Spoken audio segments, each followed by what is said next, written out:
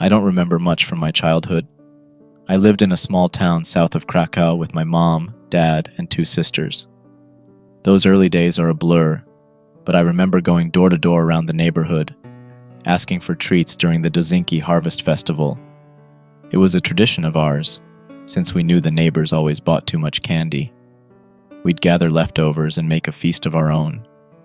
At every door you were greeted with a cheeky smile as the neighbors lovingly cussed out the scoundrel children of the Dabrowski home. Of course, happy memories are happy for a reason, because things get worse, and you get something to compare them to. My parents separated. My mother moved us to Warsaw, where we could be closer to my grandparents and uncles.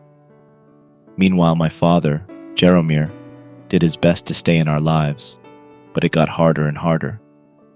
He needed to work longer and longer hours, but he still sent us money every month. He wanted us to have a beautiful life, even if he couldn't be there for it.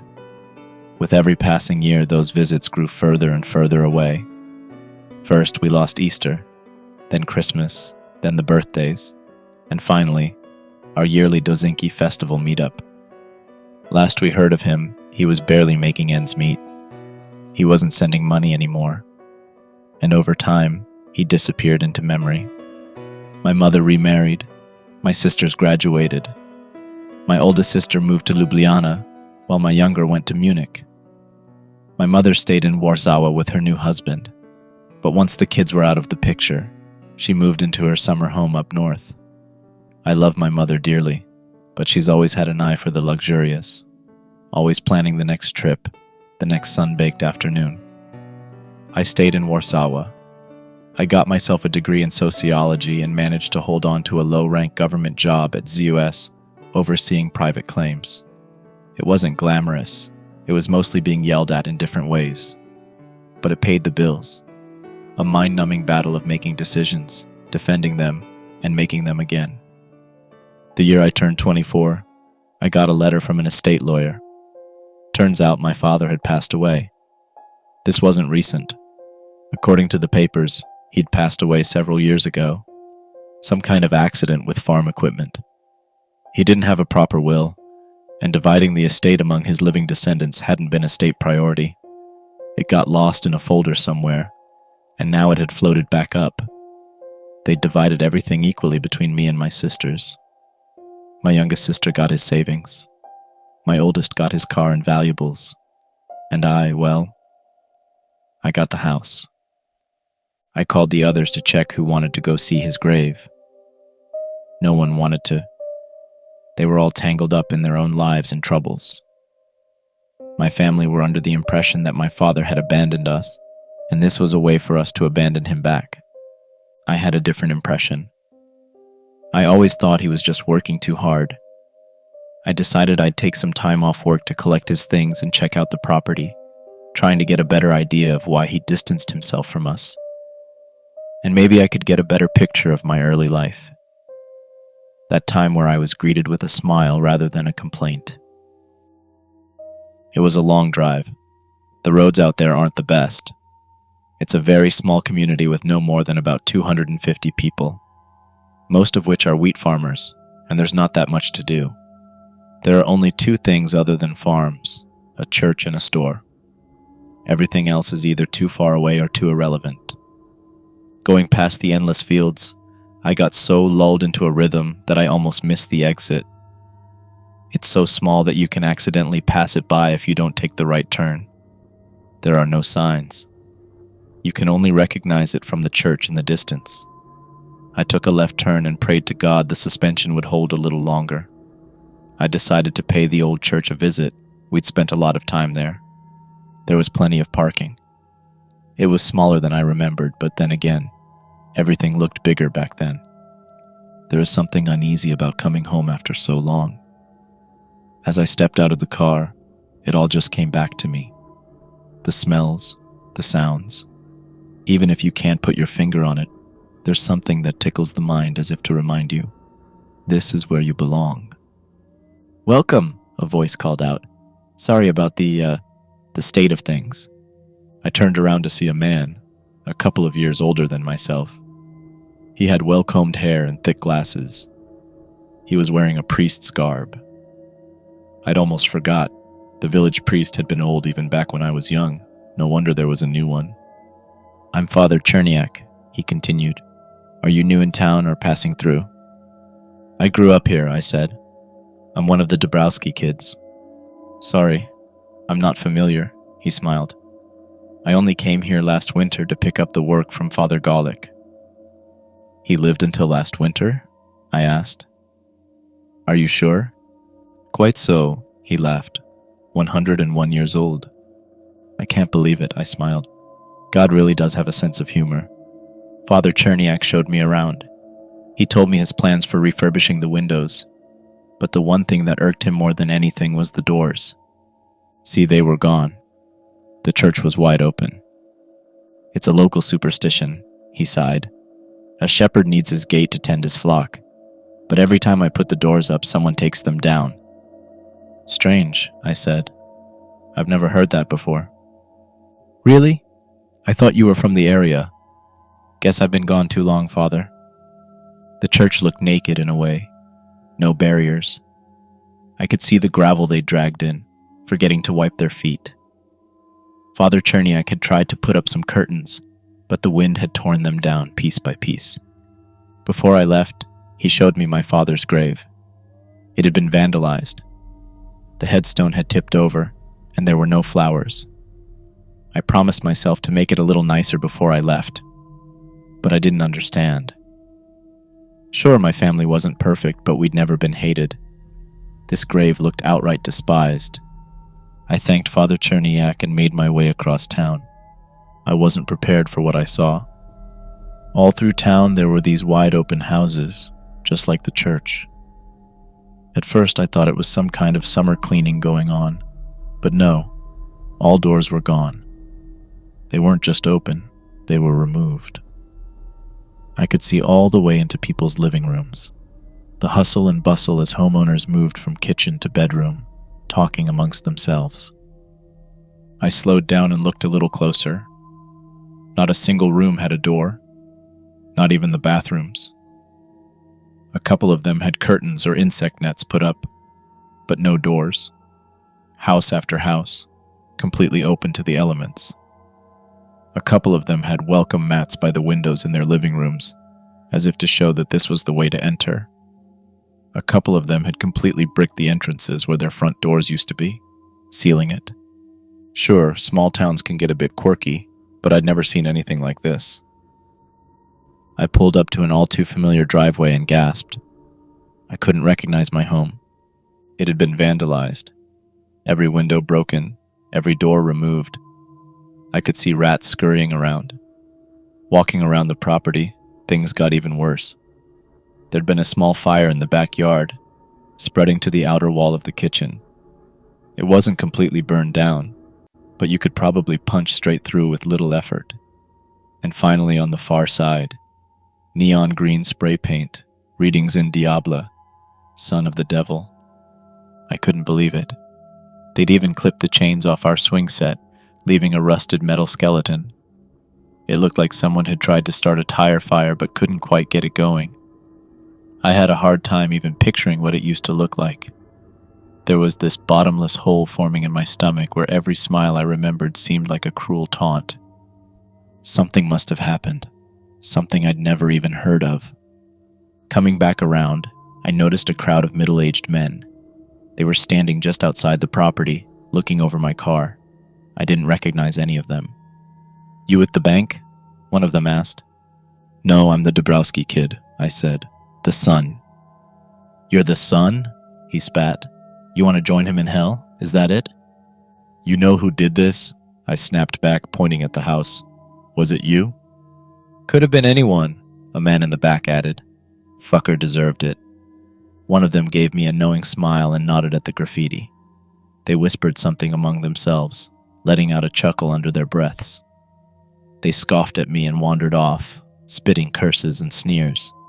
Not quite the welcome I'd imagined. I'd initially planned on sleeping in the old house, but there was no way. Not only was it wide open, it was a disgusting mess.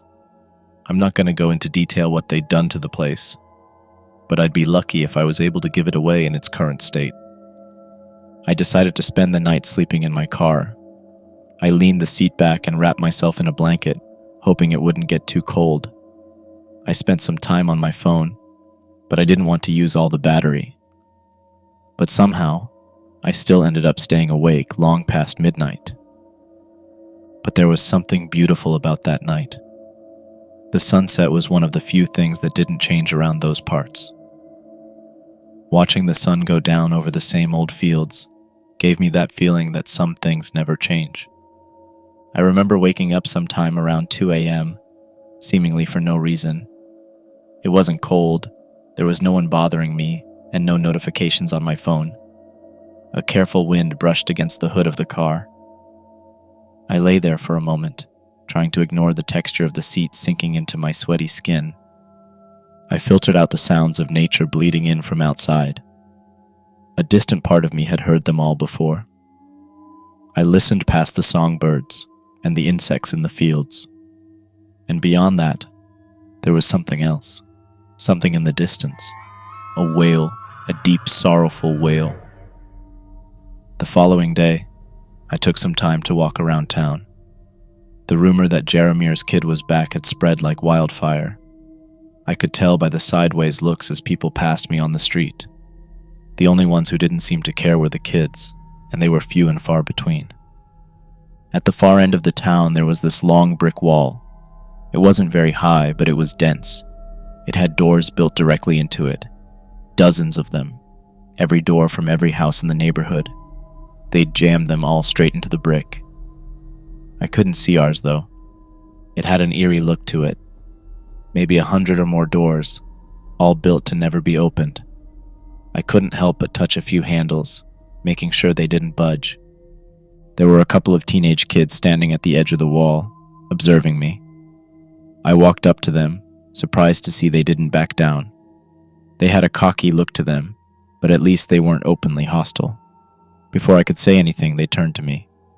"My mom hates you," one of them said. "What'd you do?" "I used to live around here," I said. "Came to get some things." "Why'd you come back?" he scoffed. "I'm leaving the moment I can afford it." "Same," said the other, rolling an unlit cigarette between his fingers. I gave them a tired look. A man passed us further down the street, throwing daggers at me with his eyes. Talking to the wrong person would get my teeth knocked out for sure. I turned to the kids, lowering my voice.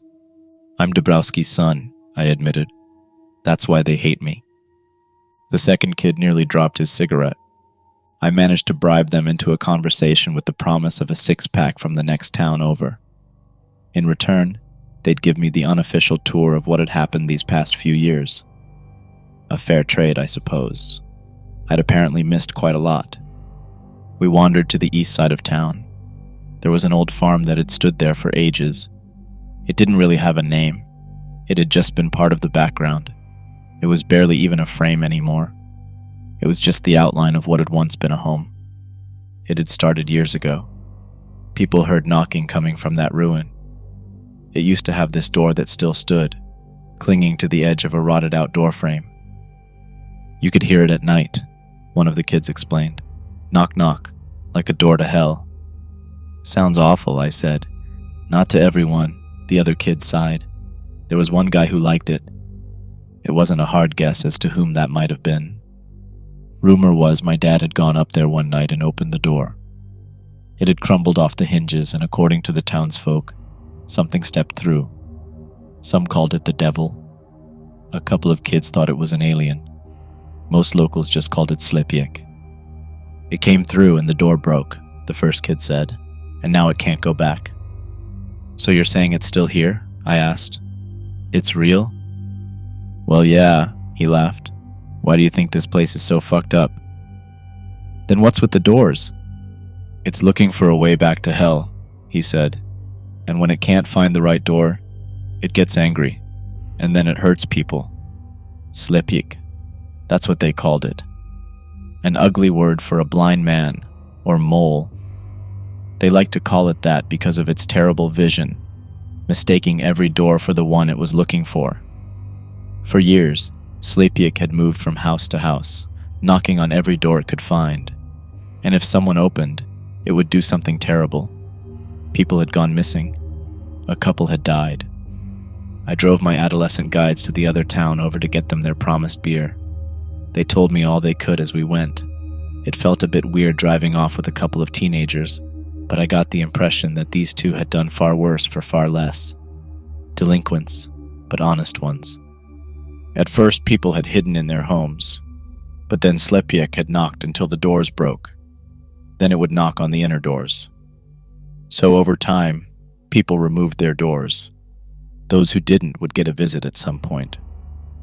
With all the discarded doors, they built the brick wall, tricking Slepiak into knocking around at night.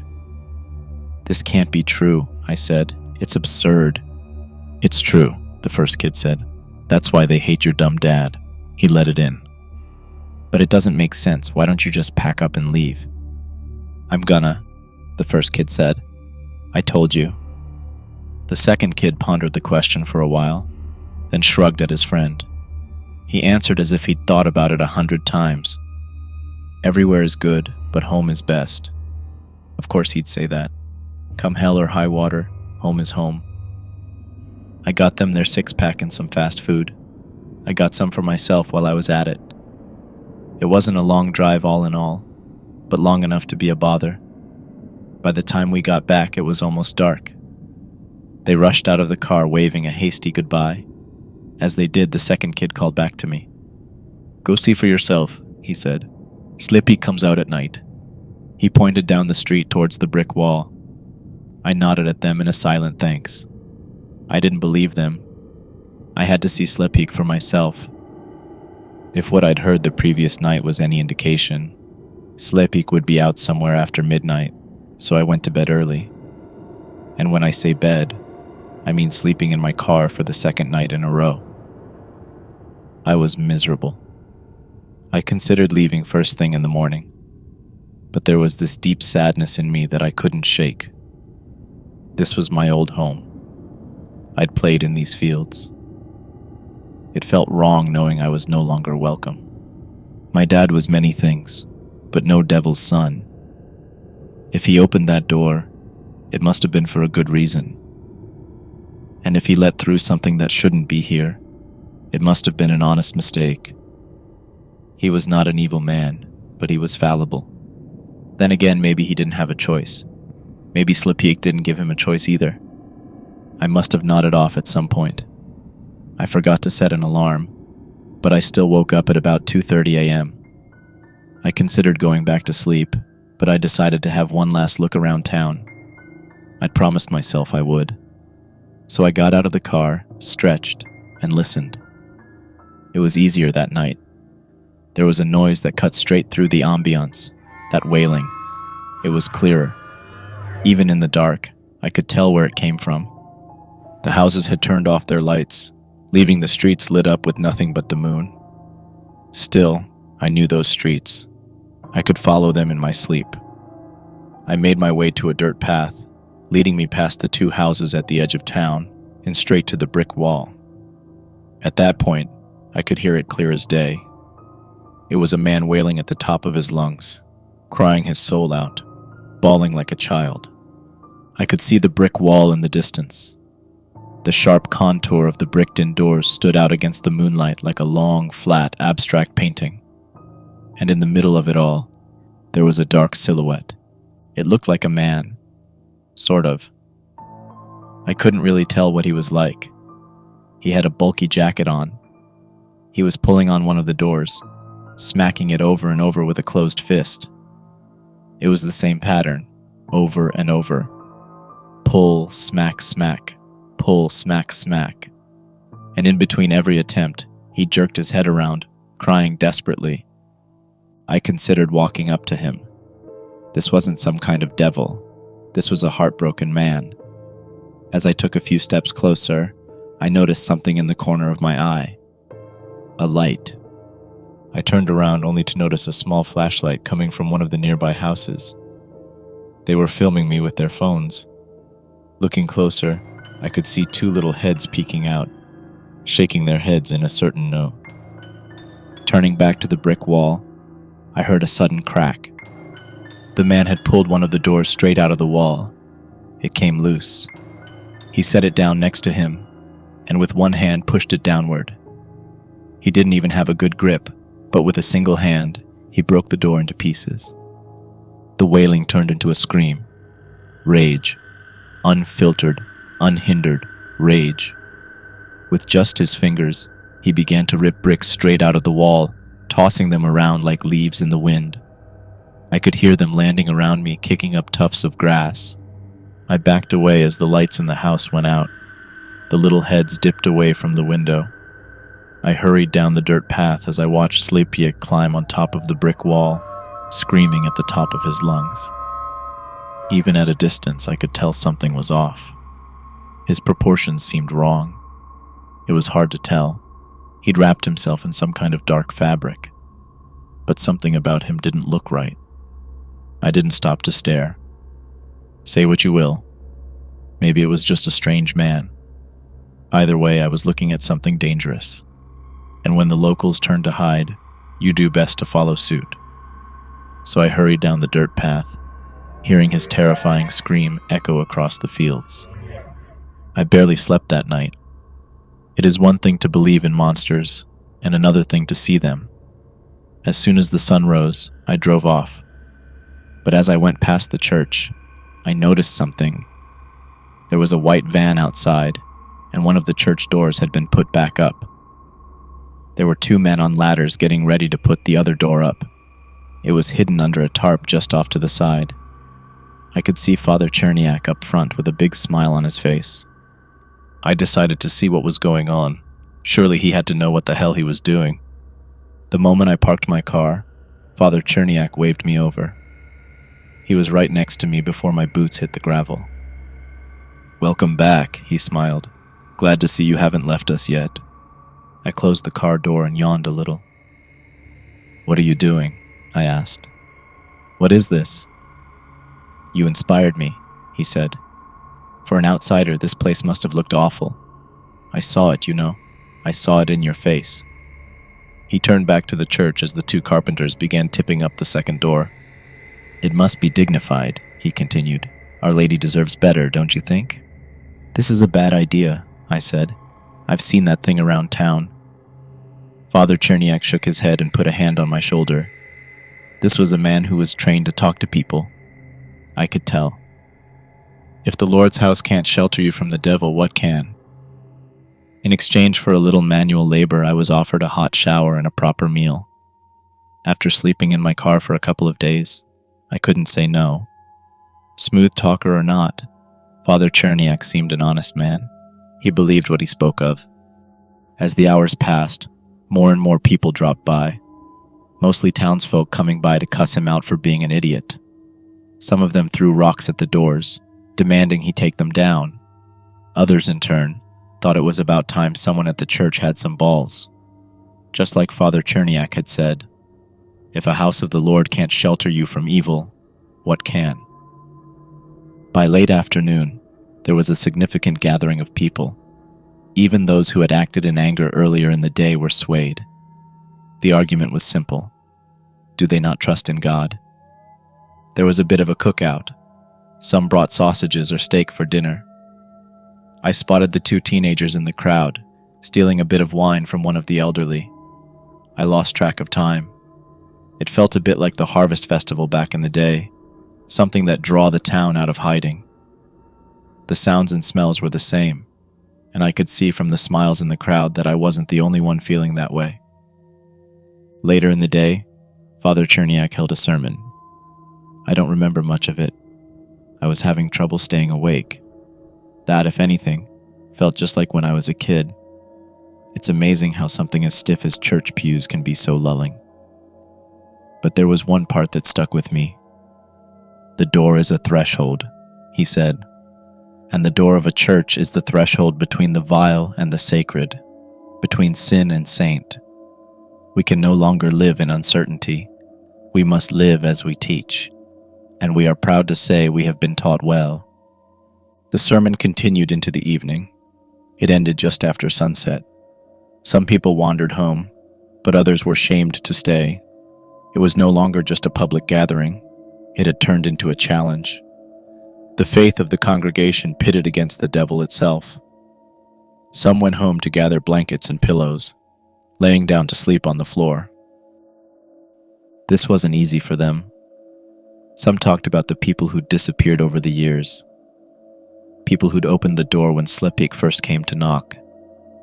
An elderly woman had gotten her neck broken.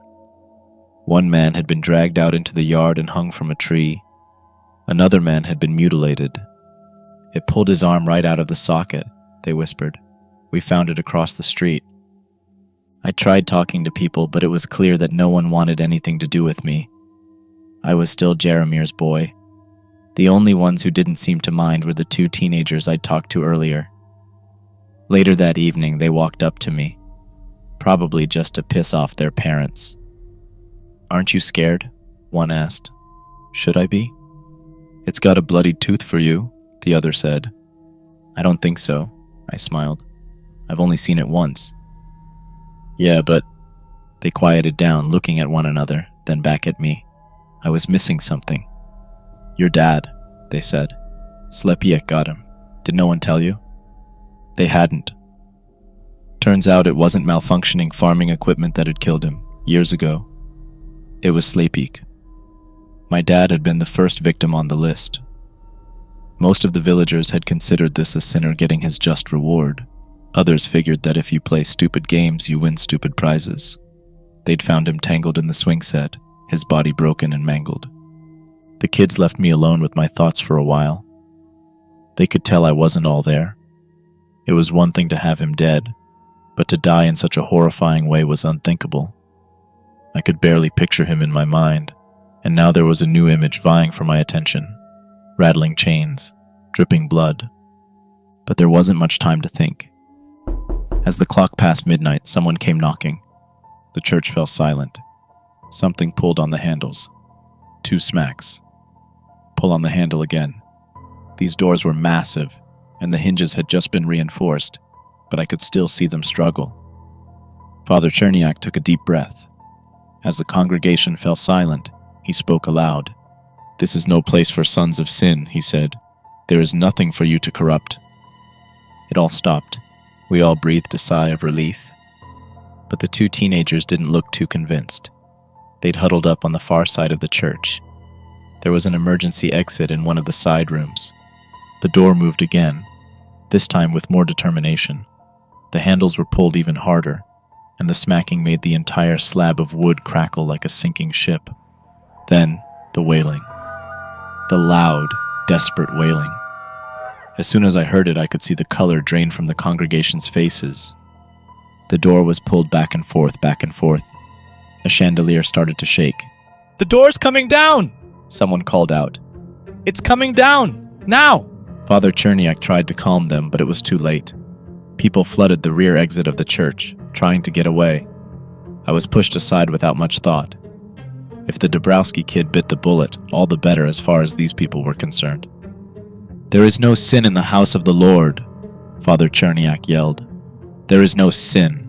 The devil can laugh and jeer as much as he likes, but there is no place for his evil. But thoughtful words can't stop a broken door. Slepik wasn't deterred. The doors came down. There was a pause in the air as they fell. The air swept through the room, blowing out most of the candles among the pews. As the doors hit the ground, the crowd panicked. Most of them were already on their way out. People screamed. Others cursed. I was in the far back of the crowd, and it was clear I was never going to make it out without being crushed. I settled instead for hiding among the front pews, hoping the dark would shield me. I could barely see Slepiak in the flickering candlelight. His right arm had grown out of his shoulder blade, and his left arm was so long that it scraped against the floor. He had a sort of hunchback pose, but there was something that kept moving on his back, fluttering, like a shivering membrane. He wasn't wearing a coat. He just wasn't human. He looked like something vaguely trying to resemble a human. Even Father Cherniak ran, hiding behind the altar. Slepiak rushed through the room in a messy gallop, knocking over pews as he went. They didn't even slow him down. When he got to the side room, people had already run screaming into the night. Slepiak couldn't catch them. Instead, he settled on throwing things across the room, tearing down whatever he could reach, and breaking whatever he could lay his hands on. His wailing had turned to rage, and he was out of control. I was laying flat on my stomach, crawling away. Father Cherniak wasn't so lucky. Just like Slepiak had done with the brick wall, he climbed up on the altar. From there, he could see the priest. I don't like to recall what I saw. It's unworthy to make spectacle of tragedy. But Slepiak didn't care for titles or words. He didn't care about anything. He picked Father Cherniak up with a single arm, holding him outstretched in front of him like a child considering an unfamiliar vegetable. Father Cherniak tried his best. In between desperate cries, he said the most powerful words he knew. He compelled. He demanded. And when nothing seemed to work, he begged and prayed. Then Slepiak unhinged his jaw like a snake. The screaming stopped with a snap as a spray of blood shot out. Something thumped against the altar and rolled onto the wooden floor. A pair of glasses clattered against the ground. Slepiak spat and coughed, picking tufts of hair from his teeth. He let the body slip from his grip, drooping unceremoniously to the red carpet. I remember crawling. I crawled as quietly and carefully as I could. Slepiak was big, but his footsteps were light, like he was tiptoeing everywhere he went. I didn't notice he was behind me until his shadow drowned me. I rolled around, only to see his vast shape towering over me. He must have seen me. There were still a couple of candles. For a moment I saw his face, a half-made gray thing with black, inward-leaning concave eyes, a faint shimmer like scales from a fish, a human mouth with an extra mandible, a twitching nose adjusting to the smell of burnt wax and blood. Viscera still dripped from his strange lips. Then he grabbed me, carefully, slowly. I closed my eyes as I was pulled in closer. He looked at me. He looked close. I could feel the heat of his mouth. Then he made a noise. I can't put my finger on what kind of noise it was, but I'd never heard it before. A squeal, perhaps. A confused rattle. He put me back down. I opened my eyes as those large black eyes turned away from me. He was leaving. His rage subsided. As he dragged his long arm across the floor, his wailing bubbled back up. But it wasn't as desperate. It was confused. The effects of the attack was immediate. Some went to get their hunting gear. Others were blaming the priest, saying he wasn't holy enough. Others were leaving town entirely. After all, if God couldn't save them, they had to save themselves. I made my way back to my father's home. There was so much he'd never told me, and it was too late to ask. I had no idea what kind of mess he'd been wrapped up in, but I couldn't stand by and wait for it to blow over. If this was his fault, if all of this was his fault, I'd gladly join the others to spit at his name. But I couldn't do it without knowing for sure. I had to be sure. I went room by room, pulling out drawers and kicking over boxes. I threw around moth-eaten clothes. I tipped the bed. I dragged down the wardrobe, crashing it into the wooden floor, hoping I could find something, anything to answer my questions. Finally, I ran out into the backyard. I saw the stains on the swing set. I remember him pushing me on it, making the chains creak as I went higher and higher. But now that noise meant something else. Something dark. An image of a broken man, wrapped in a forgotten toy. I don't know how long I went berserk on that house, but I remember finally just taking a swing at it. As I mentioned, a part of the kitchen had burned. You could punch right through it. So I did. Turns out there was a secret panel beneath the kitchen sink. I didn't register it at first. I just thought I'd hit a second, harder wall. But as I calmed down and looked a little closer, I realized it was a small compartment under the sink. I'd punched right through from the outside. I sat down flat on the wet grass, feeling it soaking into my jeans as I dug around. There was a box. Most of it was tainted by rats. Part of it was burnt. But there were little bits and bobs that I could make sense of. Family albums, mostly pictures of me and my sisters, friends from around the village, a picture of Dad next to his first car, pictures from our Facebook printed and framed, the kind of things one would like to keep. Then the pictures stopped. No more dates, no more birthdays, nothing. But I kept turning the pages, and in the back, there was something else. Other pictures, notes. Pictures of a door with a text written on the back. It's not screaming, it's crying. Little notes on the margin, saying it was afraid. It was lost, that no one listened and that no one cared. There were no more pictures, but there were notes. He had to get out, wants to stay. He hunts elk in the forest, brings it to me. There's nothing left for him, I understand. It told a story of my father trying to help something that didn't belong, something from another place. They shared meals and kindness, trying their best to find common ground. This had seemingly gone on for months. It spoke of spring and later winter. I will let him sleep in the house, the final note said. Maybe it can help his night terrors. Something must have happened. A dangerous creature like that, inside a small house. Maybe there was an accident, a misunderstanding. Maybe it strung him up by the chains to make him look alive, like a puppet. Either way, I was close to an answer. Maybe I was looking more like my father than I'd realized. Looking back at it, I felt like a sleepwalker. I wasn't thinking clearly. Maybe it was the adrenaline. I walked around in a daze, making my way back into town. It was quieter now. Many had rushed to their cars. I followed the dirt road back to the brick wall, and I found him. Slepiesh, wailing weakly, tapping against the bricked-in doors, pulling a little on a handle, hoping against hope that something would happen.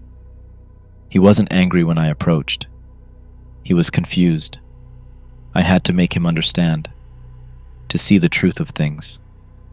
So despite everything I'd seen and everything I heard, I decided to trust my instinct. My father had made many mistakes, but he was no fool. His mistakes were honest. So if this was a mistake, I prayed to God it would be an honest one. Follow me, I said. This way. Slepiak had feather-light steps. I could still hear commotion around town, but it was all swallowed by that soft wailing. Slepiak couldn't stop himself. We made our way to the cemetery, to the overturned headstone and the overgrown lot. I tapped the ground, looked at this creature, and said it as simple as I could. Here, I said. Father. Perhaps it understood me. Perhaps it didn't. But it could rip out handfuls of dirt like if it was nothing, and it did. It took a long time, but not as long as it should have. My dad had not been buried deep, or well. Just as no one had cared for his funeral, no one had cared about his resting place. It didn't take long for Slepik to make his way down, and as his hands hit the casket, I looked down to a curious sight. See, my father had died poor. So poor that they hadn't put much effort into his casket. It was more like a box, and the lid looked familiar. Looking a little closer, I realized it was a door. The actual front door of our house. They'd just thrown it on and called it a day. Slepik stroked the door with his long fingers, his wail slowing to a hum. He'd finally found the right door, the one he'd been looking for. I'll never forget that image for as long as I live.